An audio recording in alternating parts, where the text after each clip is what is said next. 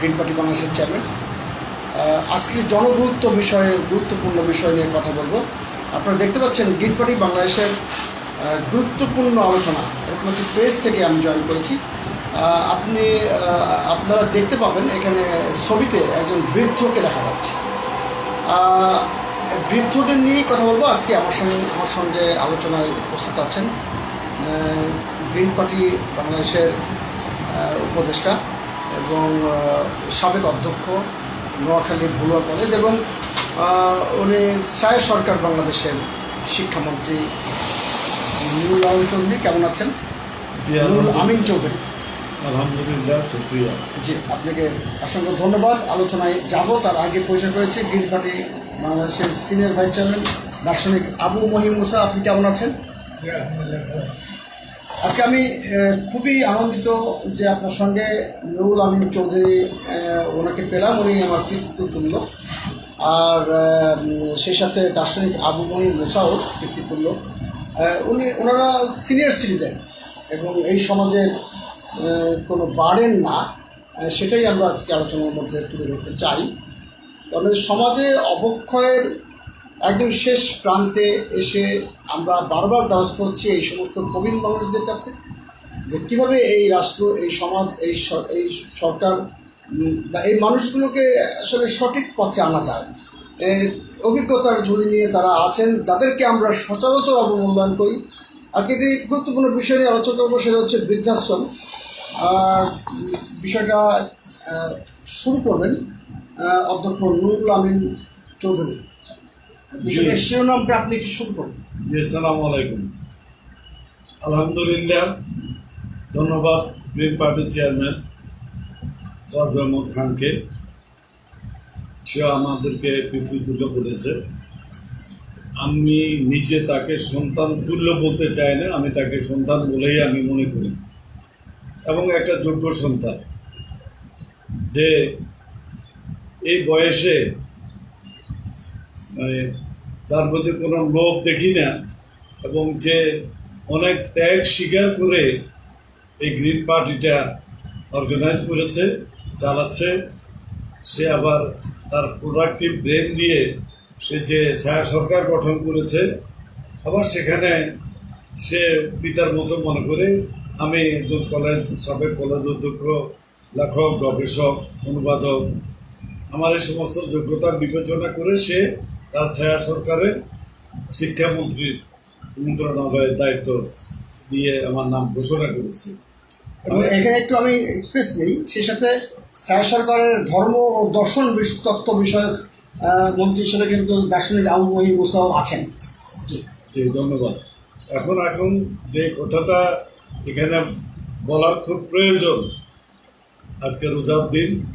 আলহামদুলিল্লাহ, রোজা ম্যান্ডেটরি যাদের জন্য থাকা তারা তো আছেন, আর যাদের জন্য ম্যান্ডেটরি নয় মানেই আল্লাহ বলেছেন আমি আমার বান্দাকে এমন কোনো দায়িত্ব অর্পণ করি না যেটা তার পক্ষে বহন করা সম্ভব নয়। সুতরাং যারা নাই, তারা যে একবারে পাপী বা অন্যায় করছে, এটাও আল্লাহর বাণী অনুযায়ী বলার কোনো অবকাশ রাখে না। তো আমি যেটা বলতে চাচ্ছি সেটা হলো 2014 সালে ঢাকার ওসমানী মিলনায়তনে প্রবীণদের একটা অনুষ্ঠানে তৎকালীন রাষ্ট্রপতি আব্দুল হামিদ একটা কথা বলেছিলেন। আমি তখন রাজশাহীতে কোনো এক কাজে অবস্থান করছিলাম।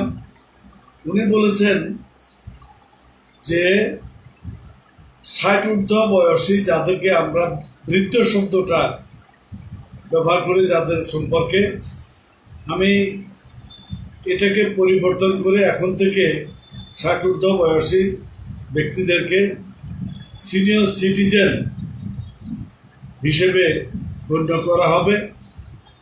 তারা সিনিয়র সিটিজেন হিসেবে মর্যাদা প্রাপ্ত হবেন, এবং উনি 4টা অপশনে এই সিনিয়র সিটিজেনদের মানে ফ্রি চিকিৎসা, ভ্রমণ, তারপরে রিহ্যাবিলিটেশন, এরকম 4টা অপশন ঘোষণা করেছেন। তো এটা আমি পরের দিন পত্রিকায় পড়ার পরে আমি খুব অভিভূত হয়ে আমি একটা আর্টিকেল লিখেছি, ওটা কয়েকটা সিলেটের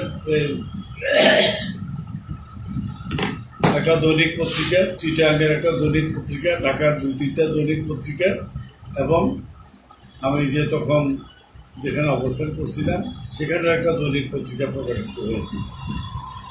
এরপরে আমার মাথায় আসলো যে একটা কাজ করি, আমি তো রিটায়ার্ড, লেখালেখি করি, অনুবাদের কাজ করি, গবেষণা করি, আল্লাহকে ডাকি, জিকির-আজকার করি।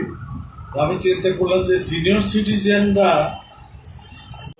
60 বয়স হলে সত্যিকারে অধিকাংশ লোক অকেজ হয়ে পড়ে, শারীরিক, মানসিক, স্মৃতি বিভ্রম থেকে শুরু করে অর্থনৈতিক অনেক দিক দিয়ে অনেক লোক খুব সাফারিংয়ের মধ্যে থাকে।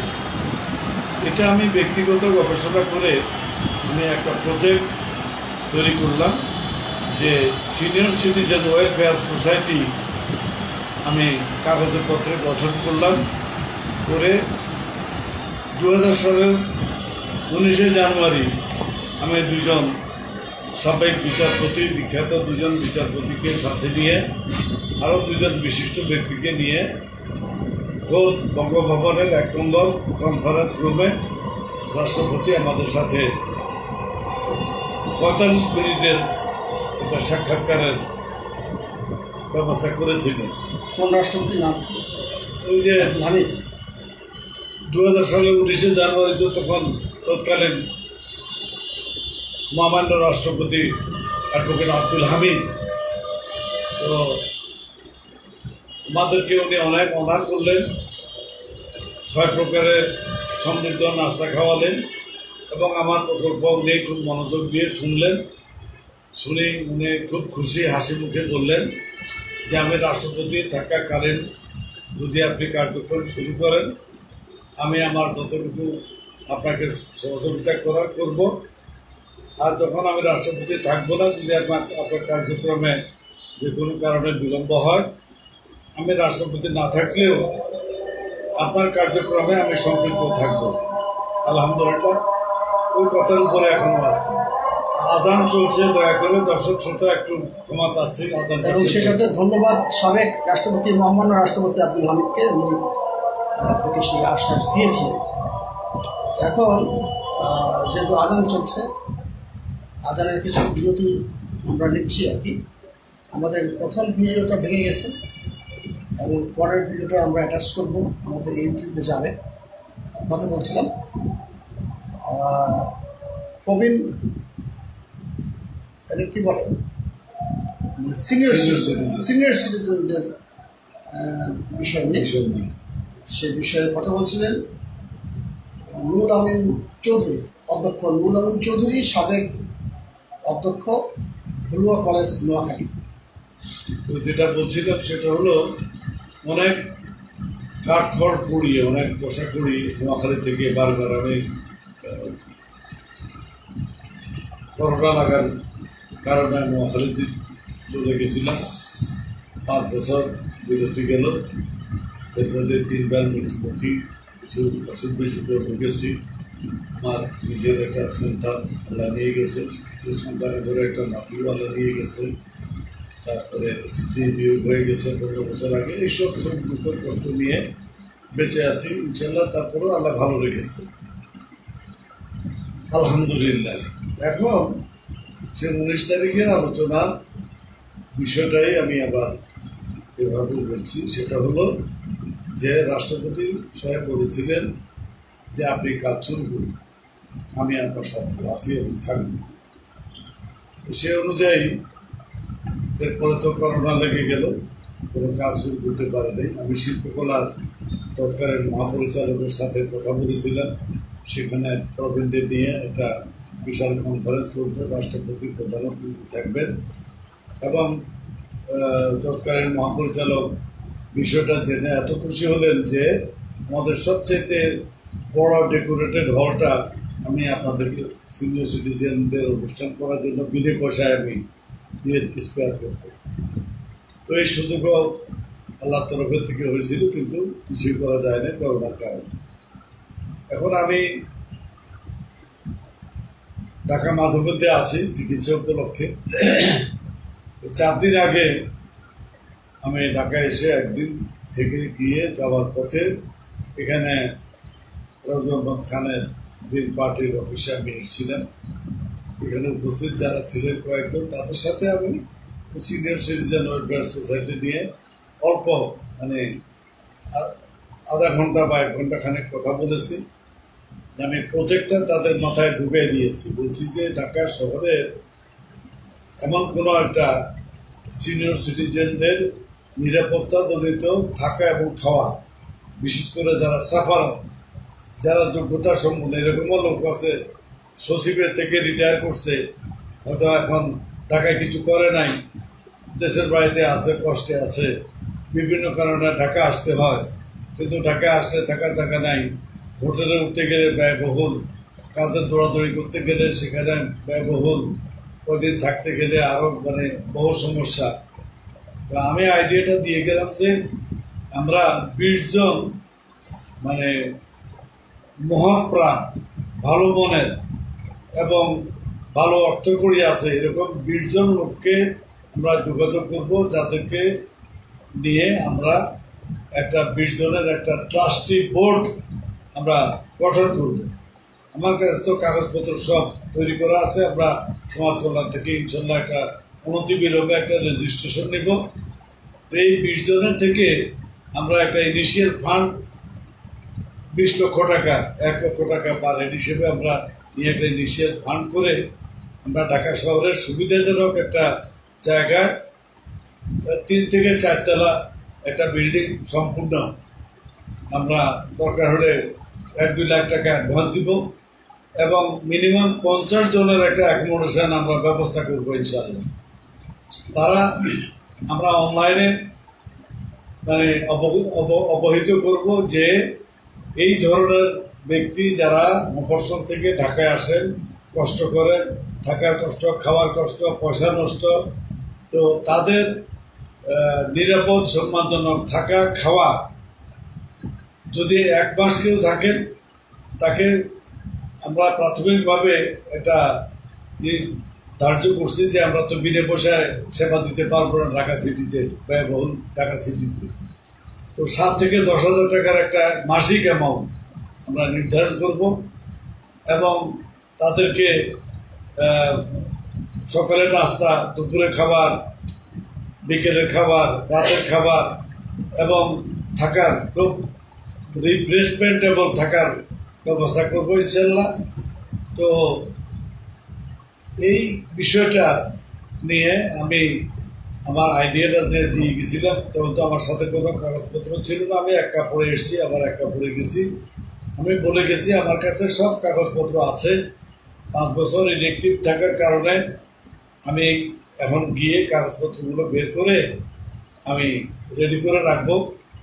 আপনারা এই ফাঁকে 2-1 দিনের মধ্যে বিশেষভাবে বিশিষ্ট কয়েকজনের সাথে মত বিনিময় করে বিষয়টার উপরে মোটামুটি পজিটিভ একটা সিদ্ধান্ত নেবেন। নিলে আমি নিজেই ঢাকা আসলে আমারই থাকা খাওয়ার সমস্যা হয়, তো আমার জন্য থাকার একটা ব্যবস্থা করি। থাকার ব্যবস্থা করলে আমি ডকুমেন্ট নিয়ে আসবো, আপনাদেরকে নিয়ে মানে ডকুমেন্ট নিয়ে একদম সরাসরি ব্যাপারটা আপনাদের মাথায় ঢুকিয়ে দিব। তারপরে মিনিমাম সপ্তাহখানেক ঢাকায় থেকে আমি নিজে সহ আমরা 20 জন ওইভাবে লোককে আমরা নির্বাচন করব, তাদের কাছে যাব, তাদেরকে আমাদের প্রজেক্টটা বুঝিয়ে দিতে পারলে যারা সক্ষম তারা 1 লক্ষ টাকা করে দেওয়াটা কোনো ব্যাপারই হবে না ইনশাল্লাহ। তো আমরা এই প্রকল্পটা নিয়েই আমি কালকে রাতে যখন তাদেরকে ফোন করলাম যে আমি সমস্ত কাগজপত্র পেয়েছি, কারণ জীবন তো দ্রুত শেষ হয়ে যাচ্ছে, যাদের বয়স হয়েছে তাদের তো ব্যাপারই নয়, কিন্তু যারা কম বয়সী তাদেরও তো মানে time and tide wait for না, জীবন অতিবাহিত হয়েই যাচ্ছে। তো যত শুভস্য শীঘ্র যে কোনো ভালো কাজ যত তাড়াতাড়ি ইনিশিয়েট করা যায়। তো ওনারা আমাকে অনেক খুশি হলেন, ধন্যবাদ দিলেন, বললেন যে ঠিক আছে আমরা ঘণ্টা খানেকের মধ্যে আপনাকে জানাচ্ছি। তো ঘন্টাখানেক পরে আমাকে ঠিকই ফোন করলো যে আপনার থাকার একটা ব্যবস্থা আমরা করেছি, আপনি কাগজপত্র নিয়ে আসেন। কাগজপত্র নিয়ে আসেন, আমরা বসে আবার নিজেরা মত বিনিময় করে বিষয়টা ভালোভাবে বুঝে নিয়ে তারপরে আমরা যথাযথ পদক্ষেপ গ্রহণ করবো ইনশাল্লাহ আপনাকে নিয়ে। সেই উদ্দেশ্যে আজকে আমি সকালে নোয়াখালী থেকে রওনা দিয়ে এই যে ঘন্টা দুয়েক আগে ঢাকায় এসে রাজু আহমদ খানের গ্রিন পার্টি অফিসে উঠেছি। এখানে কাগজপত্র শো করেছি, তারা সবাই খুশি। এখন আজকে রোজার দিন ইফতারির আগে আমাকে যেখানে থাকার ব্যবস্থা করেছে সেখানে ইনশাল্লাহ চলে যাব। তো আপনারা দোয়া করবেন যে আল্লাহ যেন এই প্রাথমিক কর্মটা যেন মানে ঠিক মতো সফল করেন, এবং আপনারা যারা শুনছেন দেখছেন তাদের মধ্যে যদি এরকম কেউ থাকেন, তারা Raju Ahmad Khan green party chairman এই যে লাইভে দেখতেছেন, এবং দার্শনিক আবু মহিম মুসা, আপনারা ফোন সিনিয়র ভাইস চেয়ারম্যান, ওনাদের সাথে যোগাযোগ করবেন। আমার সাথে আপাতত না হলেও চলবে, ওনাদের সাথে সবসময় যোগাযোগ রাখবেন যে আপনারা যার যার পক্ষ থেকে কী অবদান রাখতে পারেন, এবং সাফারার যদি কেউ থাকেন তারাও আমাদের সাথে সামিল হবেন। দাওয়াত রইল ইনশাল্লাহ। এই কাজটাই আপাতত এই লাইভে এই বিষয়টাই শুধু উপস্থাপন করলাম। আরও বেশ কিছু কার্যক্রম আছে ইনশাল্লাহ, মানব হিতৈষীমূলক, মানুষের ইহকালীন কল্যাণ পরকালীন মুক্তির জন্যও কিছু কার্যক্রম আছে, শিক্ষামূলক, জ্ঞান অনুশীলনমূলক, অনেক কিছু কাজ। মানে আসলে কাজের কোনো অভাব নাই। আমরা তো অলস জাতি, বাঙালি জাতি হিসেবে একটা হুজুগে বাঙালি এবং অলস এবং অনেকটা আমরা করাপ্টেড জাতি, এগুলি আমরা আমাদের অনেক মানে বিশেষণ, নেগেটিভ বিশেষণে ভূষিত। এই নেগেটিভ বিশেষণে ভূষণের থেকে ইনশাল্লাহ এই জাতিকে আল্লাহ যেন মুক্ত করে। আমার জীবিত অবস্থায় আল্লাহ আমাকে হায়াত দিলে, ইচ্ছে করলে আইয়ুব আলাইহিসসালামকে 70 বছর বয়সে 18 বছরের পীড়া থেকে উদ্ধার করে 25 বছরের যুবকে পরিণত করে বেহেশতির পোশাক দান করে আরও 70 বছর হায়াতের তৈবা দান করেছিলেন।